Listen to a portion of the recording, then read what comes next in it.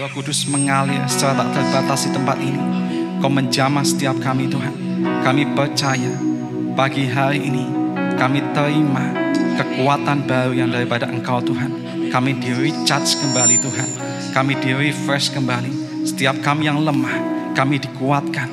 Kami yang kekurangan, kami percaya Tuhan. Pagi hari ini kami terima kelegaan daripada Engkau. Karena kami percaya Tuhan, Allah kami sanggup memenuhi segala keperluan kami menurut kekayaan dan kemuliaan-Mu.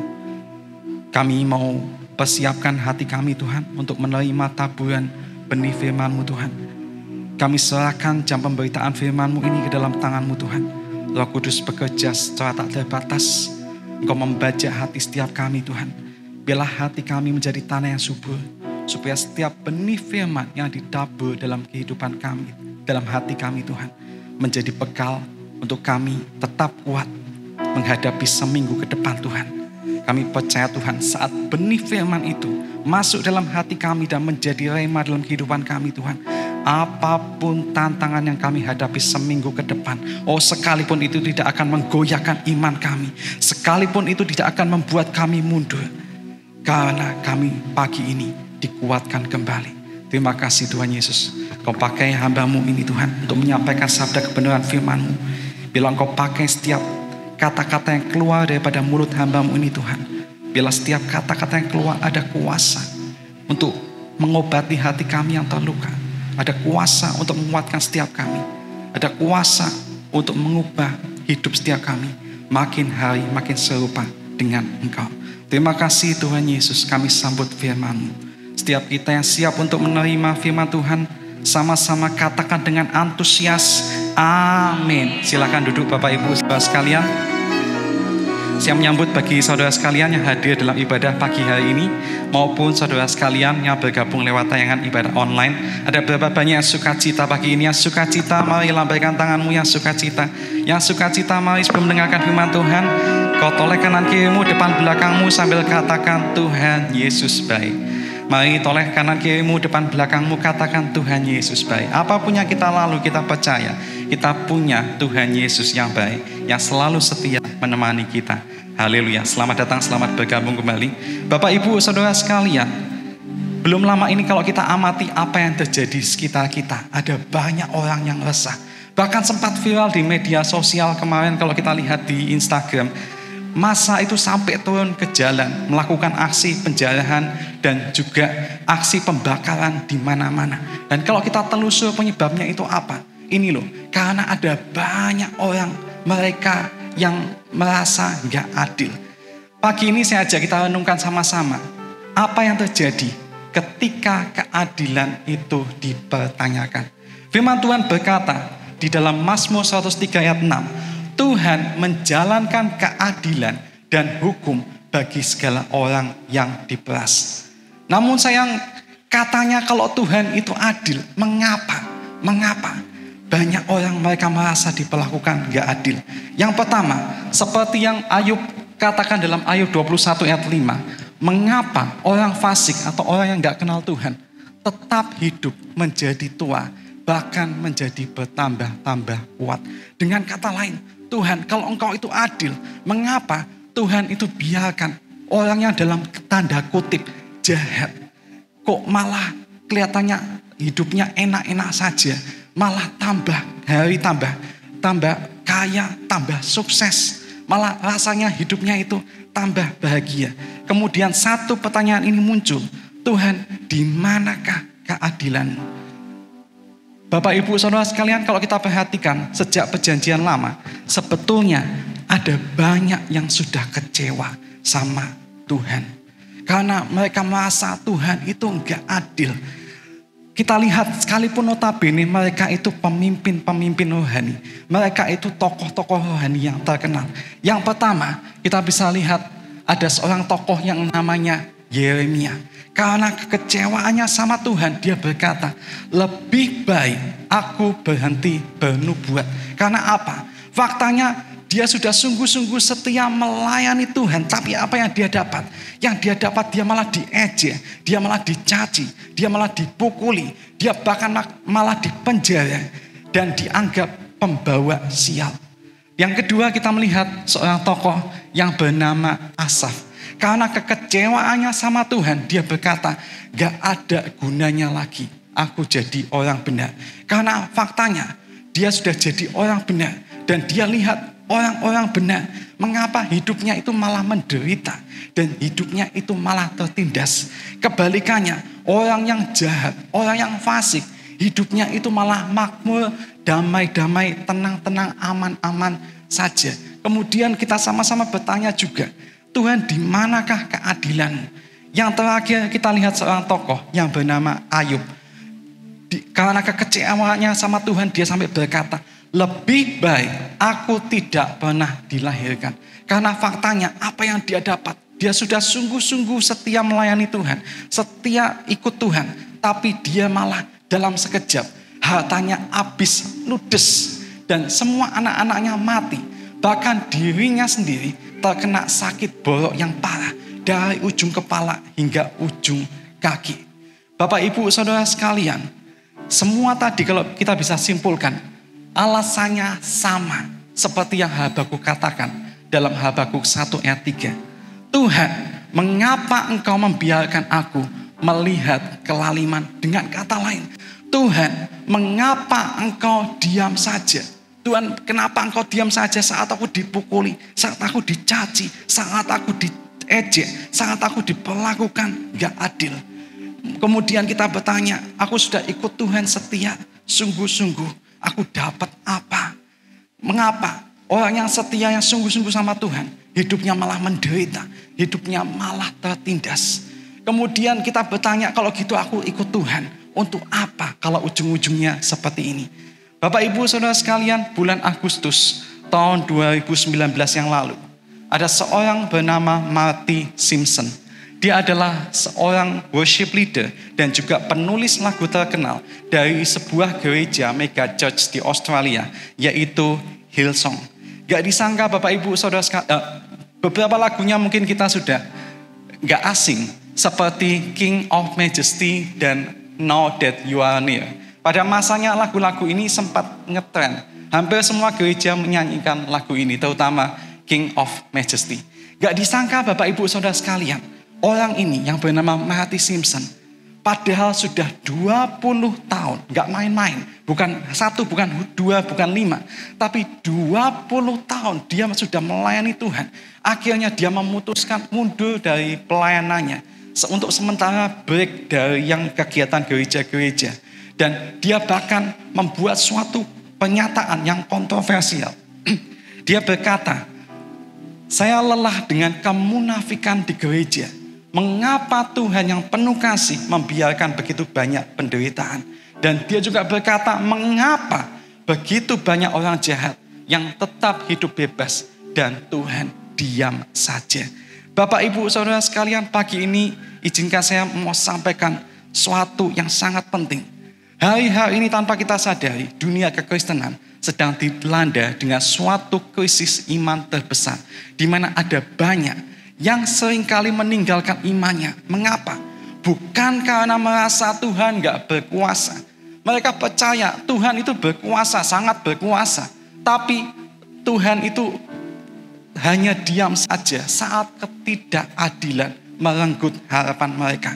Saya nggak tahu apakah pagi ini engkau juga salah satu orangnya yang sedang menghadapi ketidakadilan. Dan engkau nggak terima Tuhan, mengapa engkau diam saja saat aku diperlakukan gak adil. Bapak, Ibu, Saudara sekalian, jikalau Anda salah satu orangnya, pagi ini saya ajak kita belajar 3 sikap yang harus kita ambil saat kita bertanya-tanya dan mengeluh sama Tuhan tentang keadilan. Yang pertama dan yang menjadi dasar dari semuanya, mari biarlah kita belajar untuk tetap percaya bahwa Tuhan, Dia adalah Tuhan yang berdaulat atas segala penderitaan yang sedang kita alami. Bapak, Ibu, Saudara sekalian, yang pertama ini berbicara tentang apa?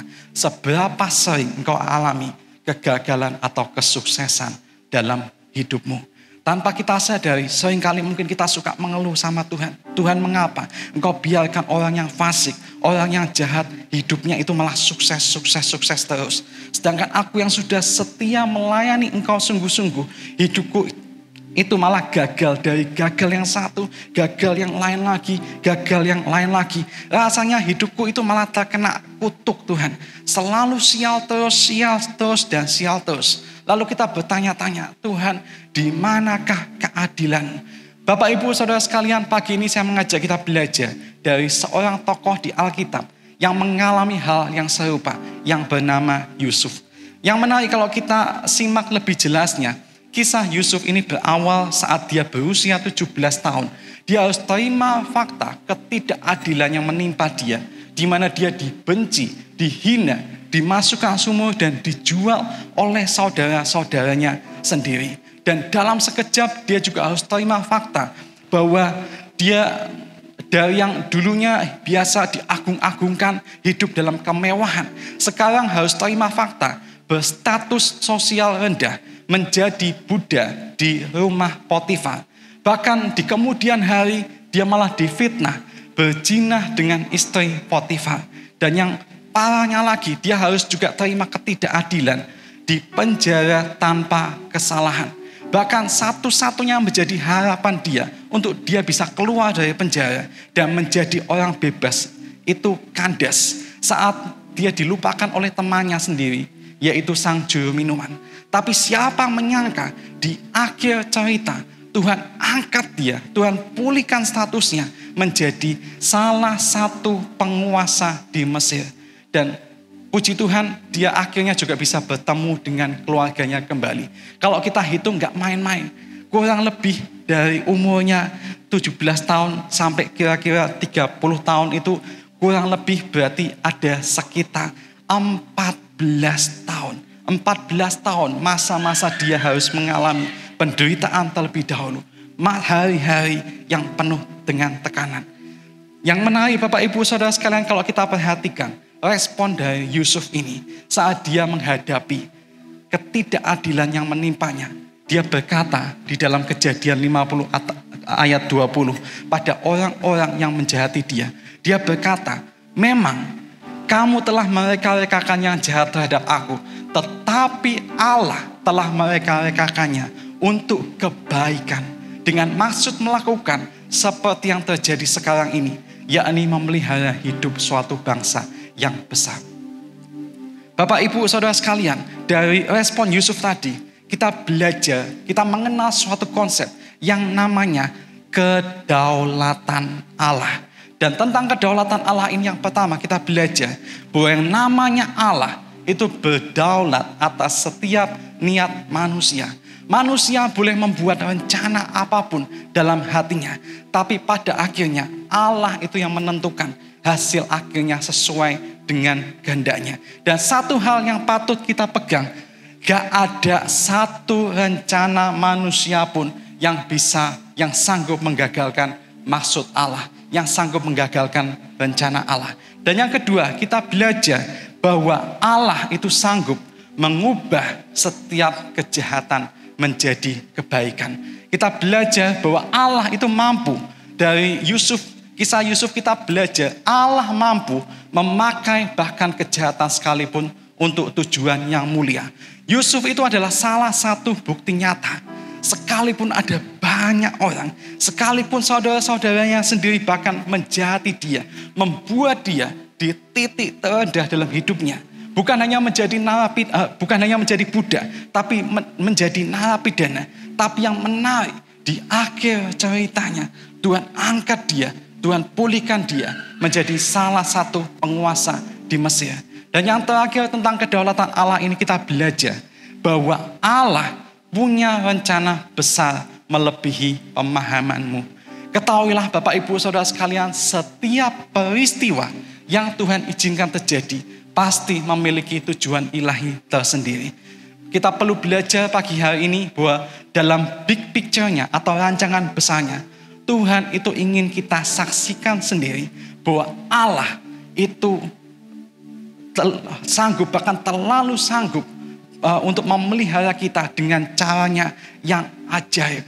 Karena kita percaya Allah turut bekerja dalam segala sesuatu untuk mendatangkan kebaikan bagi kita semua yang mengasihi Dia. Yang percaya katakan amin. Yang antusias katakan yes. Bapak Ibu Saudara sekalian, ada seorang bernama Sadhu Sindasing.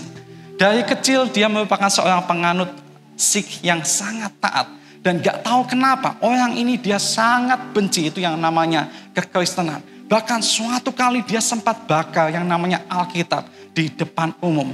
Tapi yang menarik Bapak Ibu Saudara sekalian, gak lama setelah dia bakar Alkitab, timbul suatu gejolak dalam hatinya yang berkata, hidupku tidak punya makna. Aku gak menemukan damai di agama apapun.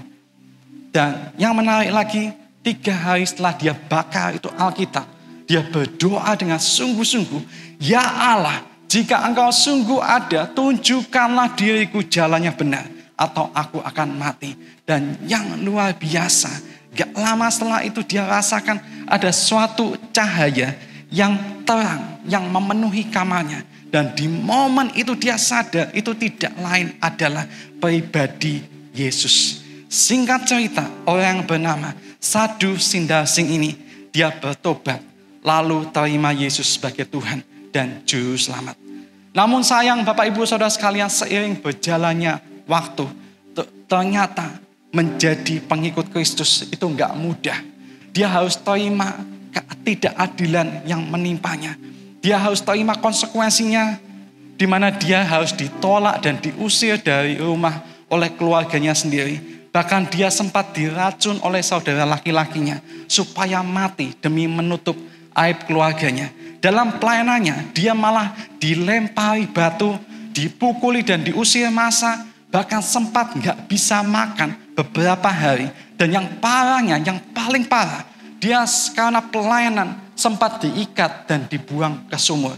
Sekalipun demikian, yang menarik Bapak Ibu Saudara sekalian, itu tidak menggoyahkan imannya. Bahkan membuat dia undur, membuat dia meninggalkan Tuhan. Malah dia berkata, mereka boleh menghancurkan tubuhku, oh tetapi tidak dapat mengambil Kristus dari hatiku. Wow, ini luar biasa. Sampai hari ini dunia mengenal orang yang bernama Sadhu Sindasing, dikenal sebagai the apostle with the yellow robe, rasul yang berjubah kuning seperti yang kita lihat di gambar ini. Orang yang telah berkeliling melayani menginjil di India, Tibet, dan Nepal. Bukan dengan kemewahan, bukan dengan transport yang mahal, tapi hanya dengan jalan kaki, tanpa uang, hidup sederhana. Sekalipun demikian, yang menarik Bapak Ibu Saudara sekalian dengar baik-baik. Tiap kali dia melayani, kebangunan rohani terjadi di mana-mana. Di mana ada ribuan orang dimenangkan bagi nama Tuhan. Oh haleluya, mari kita beri tepuk tangan bagi nama Tuhan. Bapak Ibu Saudara sekalian, ada suatu kata-kata menarik dari Sadhu Sindasing. Dia berkata, 1 jiwa yang diselamatkan lebih berharga dari seluruh dunia. Tuhan memanggilku bukan untuk menghitung hasil, tetapi untuk setia melayani. Hari ini jika saya bertanya, apakah ada 1 jiwa di tempat ini yang mau berkata, Tuhan, aku enggak lagi hitung-hitungan hasil apa yang aku dapat dari Engkau. Tapi apapun yang terjadi, biarlah Engkau tahu Tuhan, aku mau tetap setia melayani. Aku mau tetap setia mengikutimu sampai akhir hidupku. Ada berapa banyak yang mau? Yang mau mari lambaikan tanganmu, yang mau lambaikan tanganmu. Puji Tuhan, bukan saya lihat Bapak Ibu Saudara, tapi Tuhan sendiri yang lihat ketulusan hati Bapak Ibu Saudara. Yang kedua, kita belajar sikap yang harus kita ambil saat kita bertanya-tanya dan mengeluh sama Tuhan tentang keadilan. Mari kita belajar tahu kapan harus melepaskan demi kebaikan yang lebih besar. Alkitab mencatat ada 2 orang pelacur yang menghadap Raja Salomo, meributkan soal hidup atau mati bayi mereka. Kalau kita simak kisah mereka lebih jelasnya, kisah 2 orang pelacur ini berawal ada salah satu bayi yang mati di malam hari gara-gara ketindihan ibunya. Lalu masing-masing pelacur ini mengklaim bahwa bayi yang hidup itu adalah anak mereka. Dan menyikapi itu, lalu Raja Salomo, dia menyuruh ajudannya untuk mengambilkan pedang. Lalu memerintahkan udah belah saja bayi itu menjadi 2. Yang menarik Bapak Ibu, kalau kita lihat respon daripada 2 orang pelacur ini. Ibu yang sejati berkata, jangan bunuh bayi itu. Beri saja pada wanita yang lain. Biarkan dia tetap hidup. Sedangkan ibu yang palsu berkata, gak apa-apa, dah belas saja. Biar mati sekalian itu, bayi itu. Dan singkat cerita kita melihat akhirnya keadilan itu dinyatakan. Salomo berkata, berikanlah kepada ibu yang sejati itu bayi yang hidup. Karena dia itulah ibunya. Dan yang menarik Bapak Ibu Saudara sekalian, kalau kita perhatikan respon dari ibu yang sejati itu. Saat dia menghadapi ketidakadilan yang menimpanya.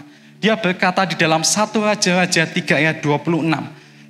Alkitab mencatat, tetapi kata perempuan yang mempunyai anak yang hidup itu kepada raja, karena perasaannya tergerak oleh kasihnya kepada anaknya. Tuhan, berikanlah kepadanya anak yang hidup itu.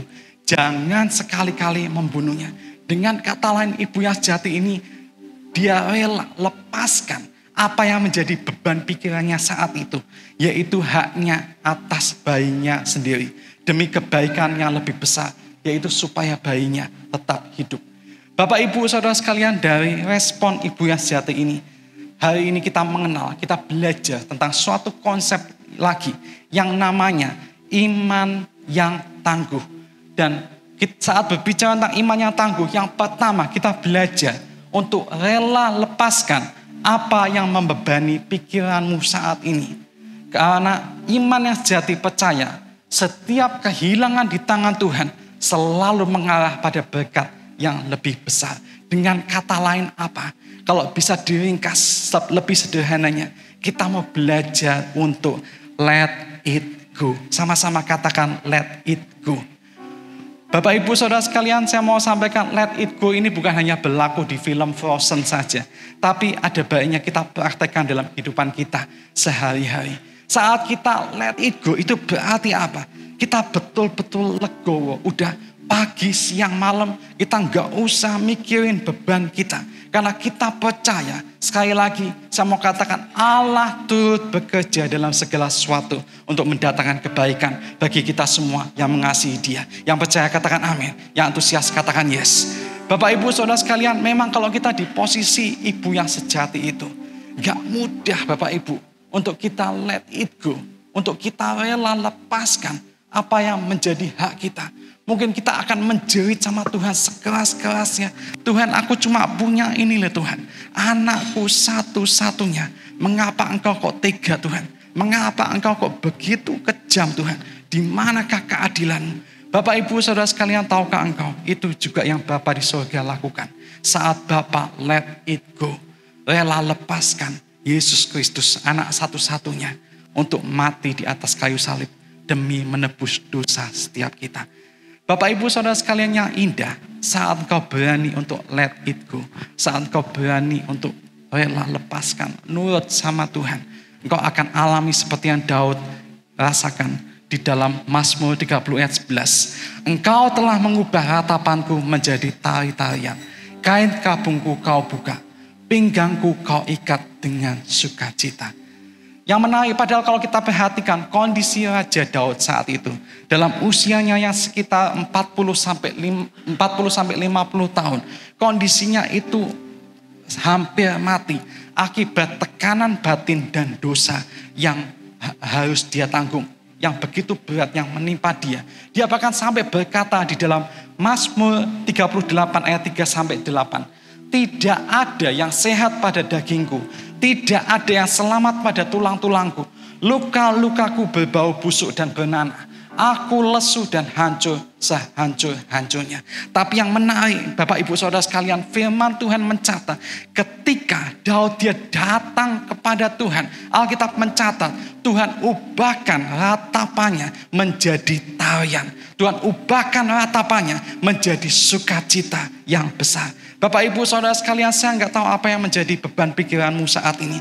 Satu hal yang saya percaya, saat engkau juga datang pada Tuhan, saat engkau mau berkata, I want to let it go, aku mau rela lepaskan Tuhan, aku mau lepaskan beban pikiranku, dan aku mau datang kepadamu. Saya percaya pagi ini juga Allah yang sama juga sanggup untuk ubahkan ratapan kita menjadi tarian, menjadi sukacita yang besar. Oh, sukacita kembali mengalir dalam hidup kita. Yang percaya katakan amin. Yang antusias katakan yes. Yang percaya beri tepuk tangan bagi nama Tuhan. Bapak Ibu Saudara sekalian, saat kita berbicara tentang iman yang tangguh, kita juga belajar. Yang kedua, biarlah kita juga mau belajar rela lepaskan apa yang membebani pikiran kita. Karena kita percaya Tuhan, Dia sanggup ubahkan setiap kelemahanmu menjadi kesaksian yang besar. Yang percaya katakan amin. Yang antusias katakan yes. Bapak Ibu Saudara sekalian, kita belajar dari ibu yang sejati itu. Saat dia berani untuk rela lepaskan, sekalipun dia berani untuk mengalah. Secara mata memang mungkin dia terlihat kalah. Secara mata mungkin dia terlihat lemah. Tapi yang luar biasa pada akhirnya, dia bisa mengalami suatu kesaksian yang besar. Dia bisa mengalami sukacita yang besar, di mana dia bisa dapatkan anaknya kembali. Rasul Paulus berkata di dalam 2 Korintus 12 ayat 9, tetapi jawab Tuhan kepadaku, cukuplah kasih karuniaku bagimu, sebab justru dalam kelemahanlah kuasaku menjadi sempurna. Sebab itu terlebih suka aku bermegah atas kelemahanku, supaya kuasa Kristus turun menaungi aku. Bapak Ibu Saudara sekalian, yang menarik orang yang berkata seperti ini, padahal kondisinya saat itu dalam usianya menua, yaitu sekitar 50-55 tahun, kondisi tubuhnya itu sangat lemah akibat sakit mata kronis yang menimpanya. Masih mending kalau masih sehat-sehat, kita mungkin masih fit, ngomong seperti itu gampang. Tapi orang yang berkata seperti ini, kondisi tubuhnya itu sudah sangat lemah. Tapi yang menarik, itu sedikit pun tidak membuat dia undur dari pelayanan. Bahkan dipakai Tuhan lebih dahsyat lagi.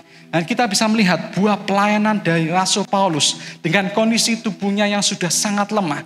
Tuhan bisa pakai dia secara dahsyat, mendirikan jemaat di kota-kota besar seperti Filipi, Tesalonika, Korintus, Efesus, Galatia, dan kota-kota besar lainnya.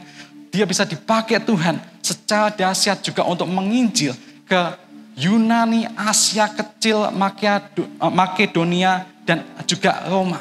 Dan bukan hanya itu saja, regenerasi para pemimpin muda yang hebat seperti Titus, Timotius. Dengan kata lain apa Bapak Ibu Saudara sekalian? Kelemahan yang Tuhan izinkan terjadi dalam diri Rasul Paulus ini malah bisa menjadi suatu kesaksian yang besar. Bapak Ibu Saudara sekalian, mari bila saat ini kita introspeksi diri kita masing-masing. Apa yang menjadi kelemahanmu? Saya nggak tahu, mungkin tanpa kita sadari seringkali kita suka mengeluh sama Tuhan tentang kelemahan kita. Pagi ini izinkan saya bertanya, ada berapa banyak di antara kita yang mau juga berkata pagi ini, Tuhan, seperti Engkau pakai Rasul Paulus, aku percaya Engkau juga sanggup pakai aku. Engkau sanggup ubahkan kelemahanku menjadi kesaksian yang besar, kesaksian yang indah. Karena aku percaya bagi Allah tidak ada yang mustahil. Yang percaya sekali lagi beri tepuk tangan bagi nama Tuhan. Bapak Ibu Saudara sekalian, ada seorang bernama Charles Thomas Studd. Latar belakangnya kalau kita perhatikan, dia berasal dari keluarga yang sangat kaya. Dia sendiri merupakan seorang bangsawan Inggris yang juga menjadi seorang atlet kriket terkenal di sana. Yang menarik, justru di puncak kejayaannya, dia berkata, aku butuh sukacita yang sejati, bukan sementara, seperti kemenangan yang aku biasa raih di lapangan kriket.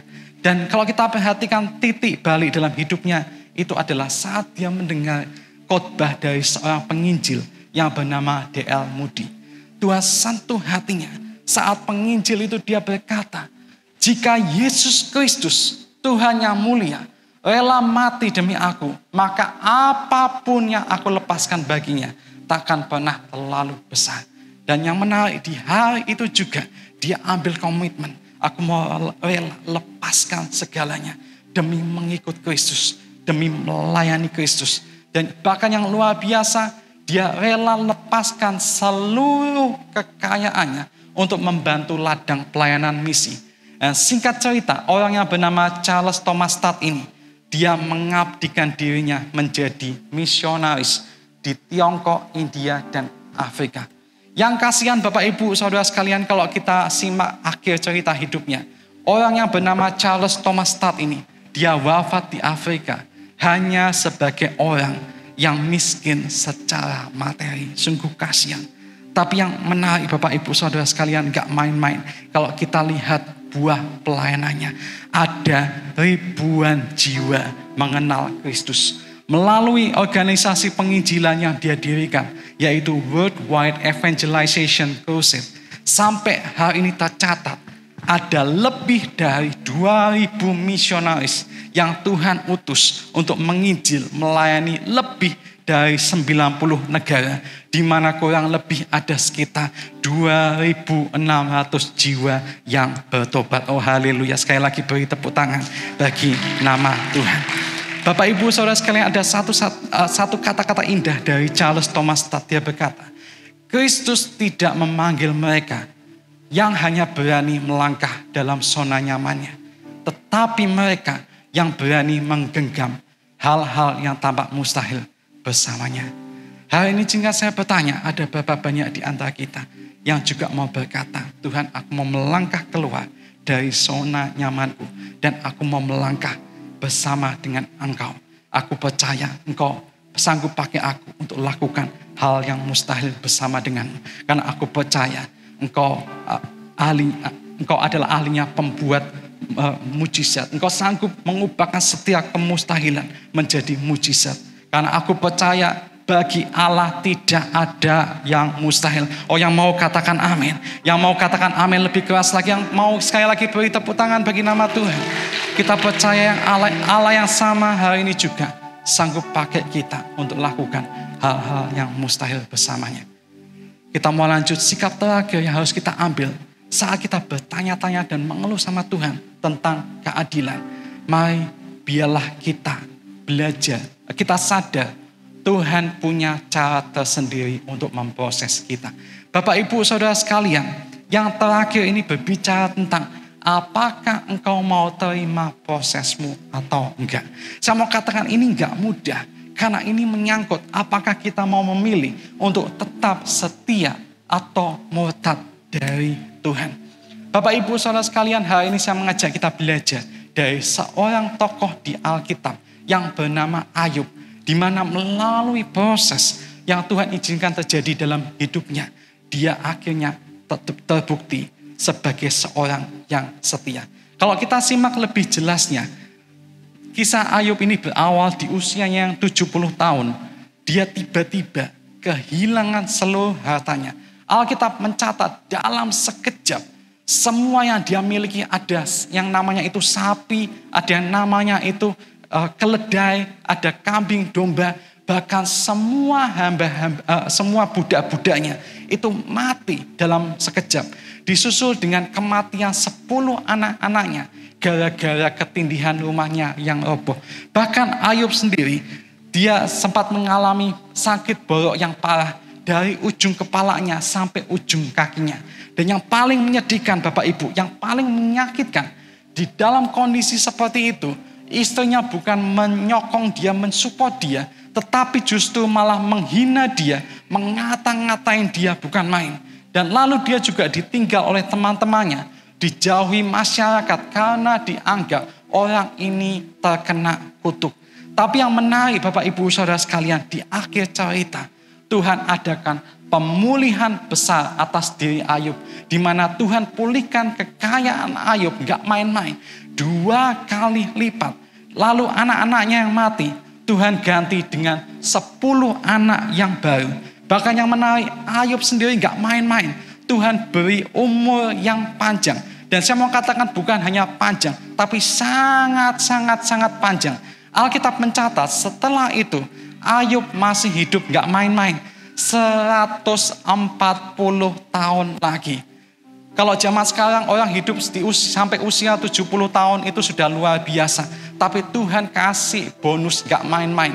Kalau 140 tahun dibanding dengan usianya sekarang 70 tahun, itu berarti gak main-main. Tuhan kasih perpanjangan umur 2 kali lipat dari yang sekarang.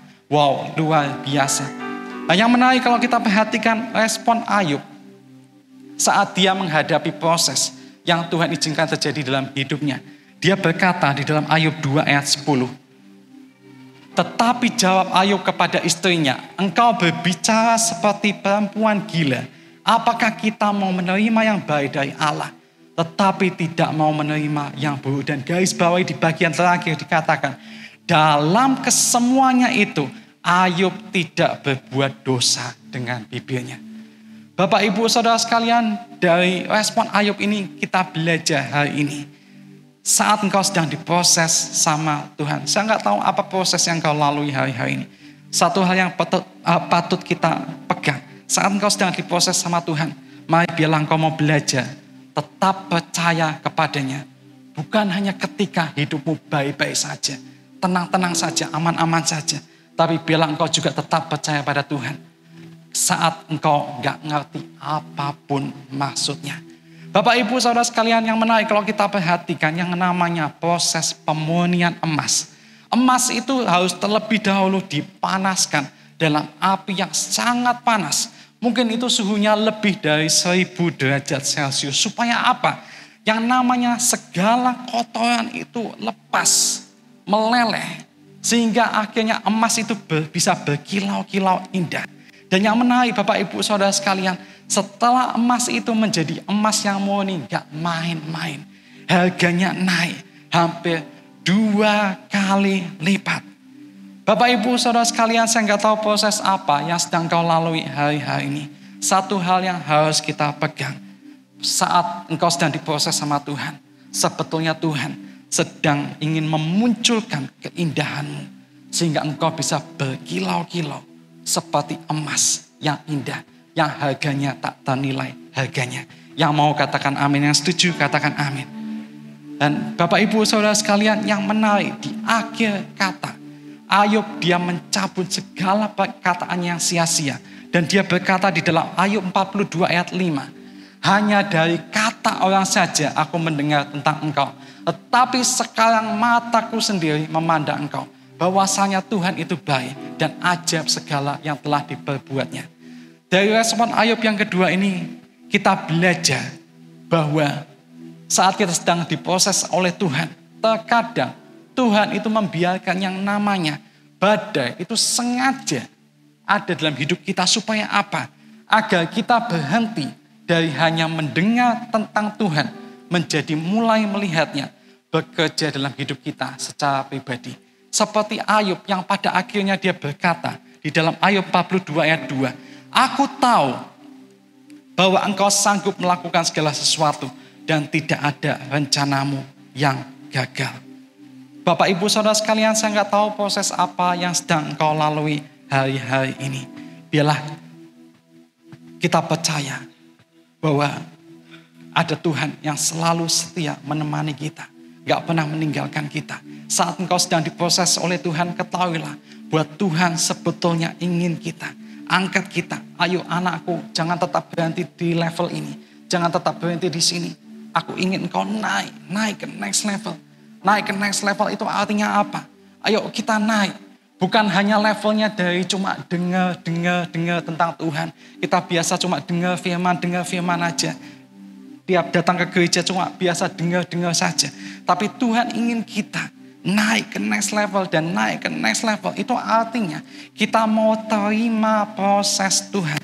Jangan salahkan Tuhan kalau prosesmu itu mungkin terlalu berat. Mungkin terlalu menyakitkan. Yang Tuhan inginkan.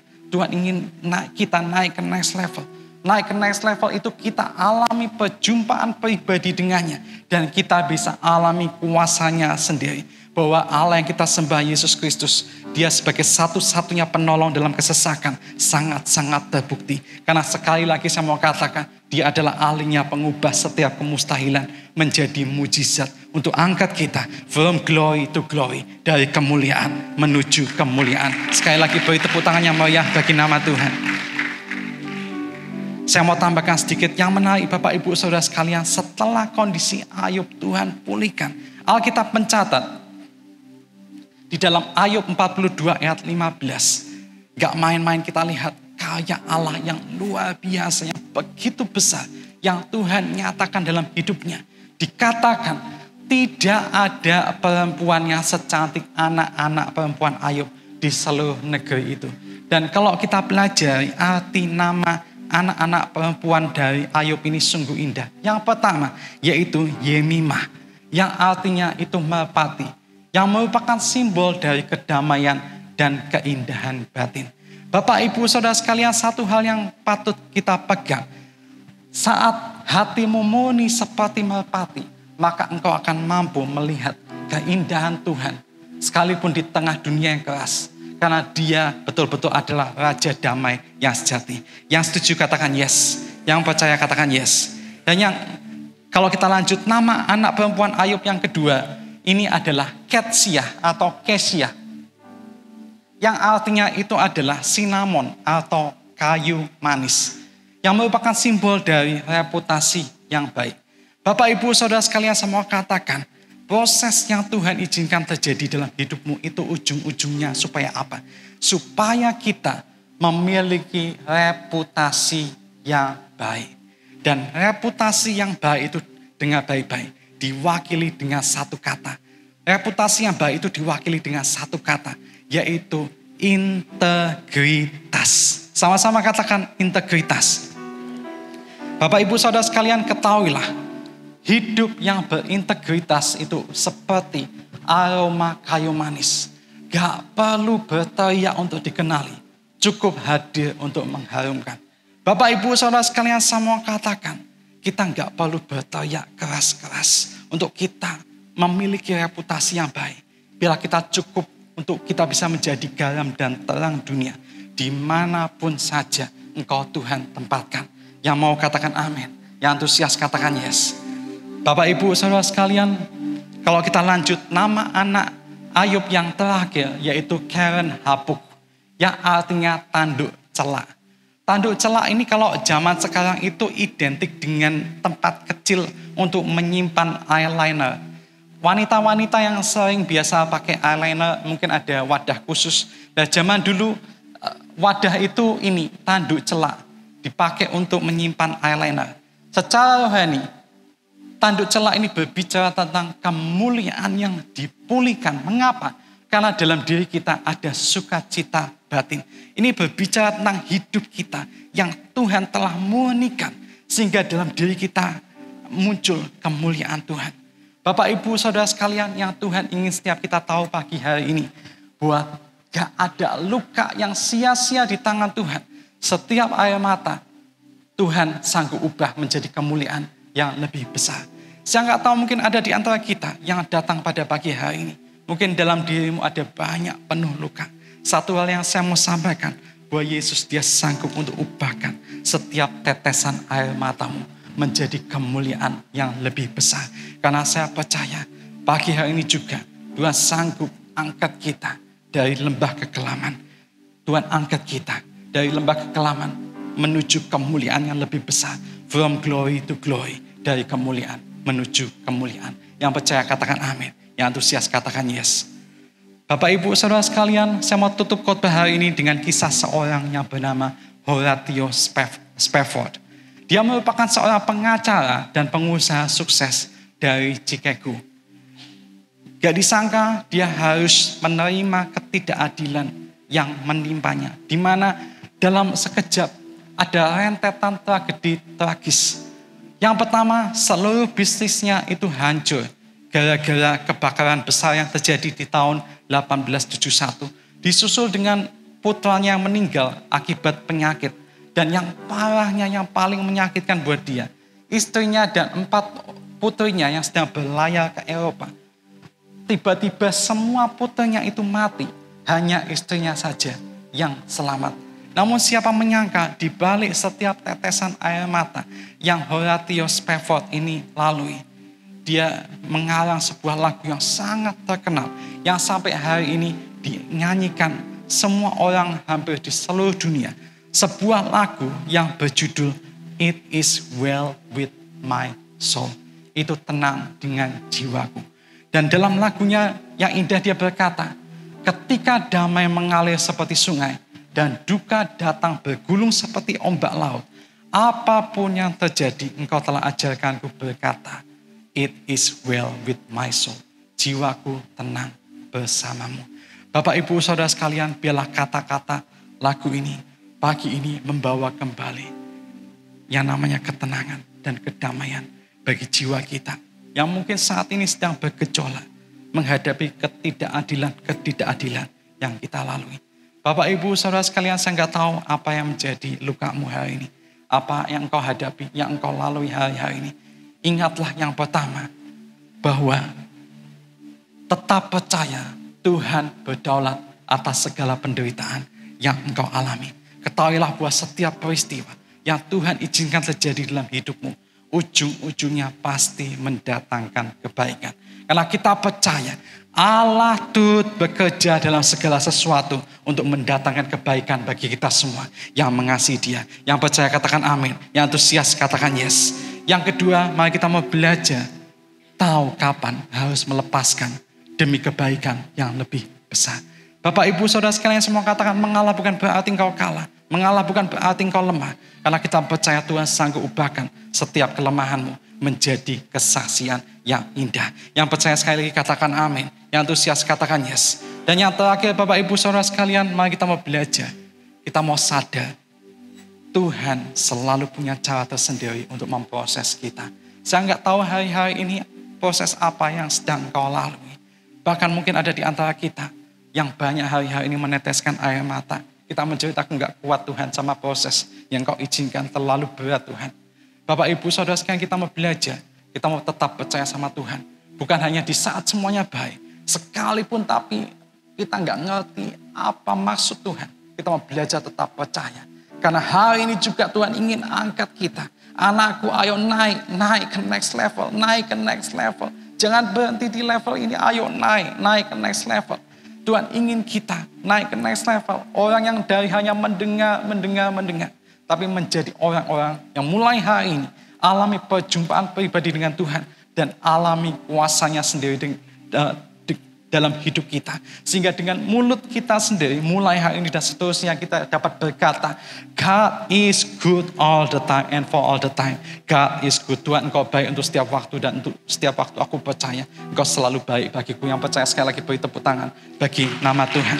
Bapak Ibu Saudara sekalian, saya mau tutup dengan satu kata-kata yang indah dari seorang teolog terkenal di abad 20 yang bernama C.S. Lewis. Dia berkata, sekalipun duniamu dikuasai kejahatan dan ketidakadilan, ingatlah satu hal, Tuhan dia tetap berdaulat. Dia sanggup ubah setiap lukamu menjadi pelajaran dan setiap penderitaanmu menjadi kebaikan yang lebih besar. Amin. Yuk sama-sama nyanyikan lagu ini. Jiwaku bertanya, apakah masih ada harapan melewati tangisan, rasa sesak di dada. Imanku berkata, Tuhanku yang pegang kuasa.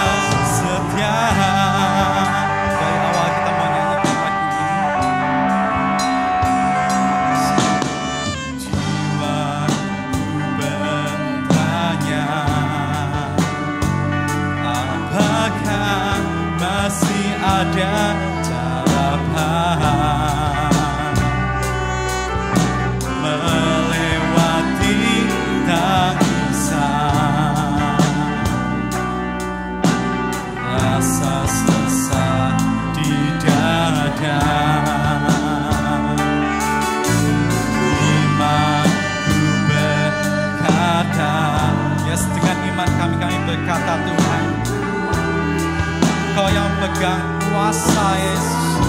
Yes. Dia selalu bekerja meski mata ku tak melihat. Mari kita mau angkat kedua tangan kita, katakan, walaupun gunung itu tak berpindah. Yes Tuhan, kami percaya Tuhan. Kami mau tetap percaya kepadamu ya Yesus.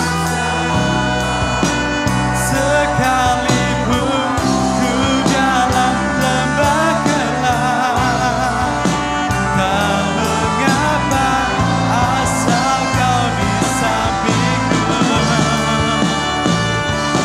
Walaupun masalahku masih ada, tetap percaya kau yang namun terindah.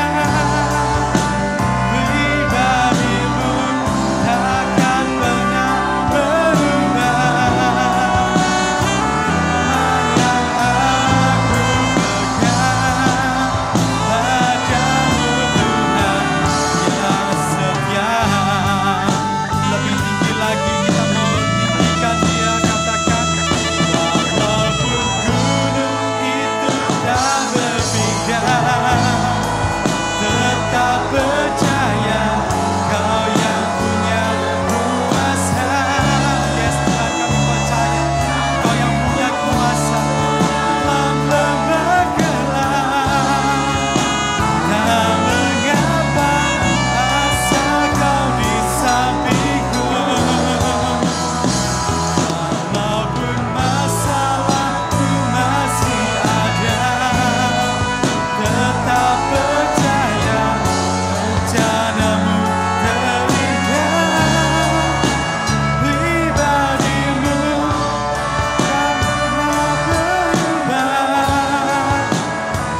Hanya aku pegang padamu Tuhan. Walaupun gunung itu tak berpindah, tetap percaya yang punya kuasa.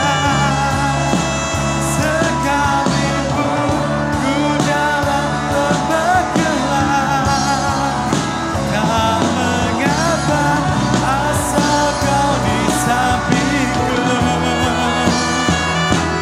Walaupun masalahku masih ada, tetap percaya rencanamu terindah. Pribadimu takkan pernah berubah. Iman yang aku pegang padamu Tuhan yang setia. Iman yang aku pegang padamu Tuhan yang setia.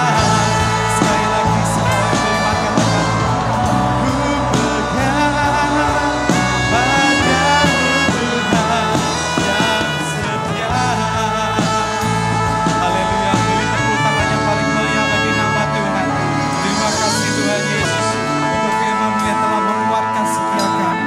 Kau lihat setiap hati-hati di tempat ini Tuhan, yang mungkin datang dengan penuh luka Tuhan. Ampuni kami Tuhan, jikalau kami mungkin hari-hari ini sedang meragukan-Mu Tuhan. Ampuni kami Tuhan, jikalau hari-hari ini kami terlalu mudah, terlalu gampang meninggalkan-Mu Tuhan, bahkan melupakan-Mu Tuhan. Tuhan Yesus, biarlah saat ini Kau pulihkan iman kami. Dalam nama Tuhan Yesus, Kau pulihkan iman kami Tuhan. Ajar kami untuk sekali lagi percaya Tuhan. Sekalipun iman kami hanya kecil sekecil biji sesawi Tuhan, tapi bilang Kau ajar kami untuk tetap percaya bahwa Engkau adalah Tuhan yang berdaulat atas segala penderitaan yang kami alami. Kami percaya setiap peristiwa yang Tuhan izinkan terjadi dalam hidup kami, baik itu peristiwa yang baik maupun yang gak baik, yang membuat kami mungkin sakit Tuhan, tapi biarlah Engkau ajar kami untuk tetap percaya. Setiap peristiwa yang Kau izinkan terjadi dalam hidup kami, Sekalipun membuat kami banyak meneteskan air mata, tapi kami percaya pasti ujung-ujungnya mendatangkan kebaikan.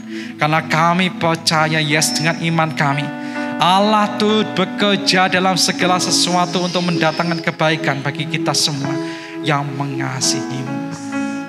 Dalam nama Tuhan Yesus, Engkau lepaskan apa saat ini yang menjadi beban pikiran kami, Tuhan. Dalam nama Tuhan Yesus, Engkau lepaskan apa yang saat ini menjadi beban pikiran anak-anak-Mu di tempat ini, Tuhan.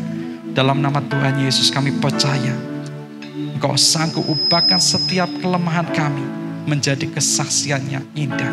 Kami percaya Tuhan, di balik setiap hal yang gak enak, setiap ketidakadilan yang kami lewati, Engkau percaya ada suatu kesaksian yang indah yang telah Engkau persiapkan dalam hidup setiap kami. Hamba berdoa di dalam nama Tuhan Yesus juga Engkau kuatkan setiap anak-anak-Mu di tempat ini untuk tetap kuat bertahan menghadapi proses apapun yang Kau izinkan terjadi dalam hidup mereka. Kami percaya Tuhan, proses yang Kau izinkan gak sekalipun, sedikit pun gak akan membuat kami goyah lagi, gak akan membuat kami mundur lagi Tuhan, bahkan meninggalkan Engkau.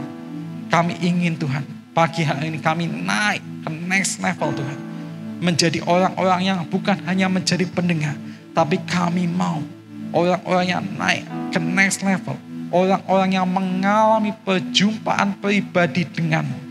Mulai pagi hari ini juga Tuhan, kami alami perjumpaan pribadi denganmu, dan kami bisa alami sendiri kuasa-Mu dalam hidup kami. Sehingga mulai pagi hari dan seterusnya Tuhan, dengan mulut kami bisa selalu berkata, God is good all the time and for all the time. God is good. Tuhan, bahwasanya Engkau baik, terlalu baik, sangat amat baik dalam hidup kami. Kami percaya Tuhan, seminggu ke depan akan menjadi kesaksian yang indah dalam hidup kami. Kami menyaksikan Tuhan yang baik, yang amat baik, terlalu amat baik. Kuasanya nyata. Yes, kami alami dalam kehidupan setiap kami. Setiap kita yang percaya sama-sama katakan, amin.